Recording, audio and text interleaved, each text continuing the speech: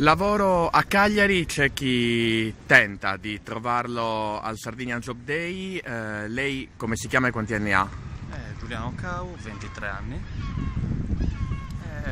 Sono venuto qui avendo trovato la cosa, diciamo, mi è arrivata per email questa notizia di questa manifestazione. Lei che competenze ha? Competenze tendenzialmente in campo audio, quindi produzione, eventualmente anche per l'utilizzo di strumentazione audio, quindi mixer, software, questo genere di cose. È facile o difficile qua a Cagliari trovare questa tipologia di lavoro? Più che altro c'è poca richiesta, cioè eventuali posti dove puoi trovare lavori di questo genere sono appunto degli studi, oppure luoghi tipo uffici televisivi, oppure per esempio in questo caso cercavo degli annunci, cioè gli annunci che ho trovato erano più per tecnico, quindi magari società del tipo villaggi turistici dove comunque utilizzano strumentazione audio e quindi ci vuole manutenzione. La sua è una passione che ha fin da quando è bambino? Non bambino, però da un po' sì. Lei che studi ha fatto? Ho recentemente terminato gli studi nel conservatorio per musica elettronica, quindi poi comunque indipendentemente, qua diciamo freelance, ho realizzato un paio di produzioni, ho realizzato delle colonne sonore per sviluppatori indipendenti, per videogame e cose del genere. Ecco, c'è mercato in Sardegna per questo lavoro?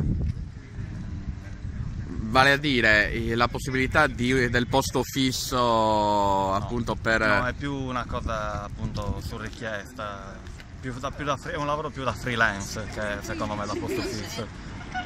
Dunque c'è anche la difficoltà un domani, quando lei sarà più grande, nel costruirsi una vita, diciamo. Beh, più che altro dipende, perché comunque quando sei giovane va bene, comunque un po' di curriculum lo costruisci, quindi poi comunque costruisci esperienza, sai che forse è più probabile poi magari lavorare in un posto, magari poi il posto fisso si trova anche in uno studio, che sia uno studio audio appunto televisivo, ma...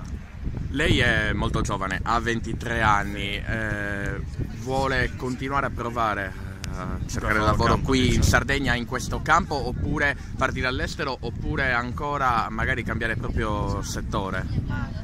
Settore penso di no, perché comunque sto appunto puntando molto su questo campo, quindi quello lo metto in dubbio, però riguardo al lavoro in Sardegna... Però bisogna vedere sicuramente gli studi, perché qui praticamente non c'è niente, lo dico molto francamente, quindi almeno per quello che riguarda gli studi sicuramente fuori dalla Sardegna. Per quello che riguarda proprio il lavoro bisogna vedere un pochino poi come si metterà la situazione più avanti, magari ci sarà un risvolto improvviso e sarà possibile trovare lavoro anche Lei è qui. fiducioso?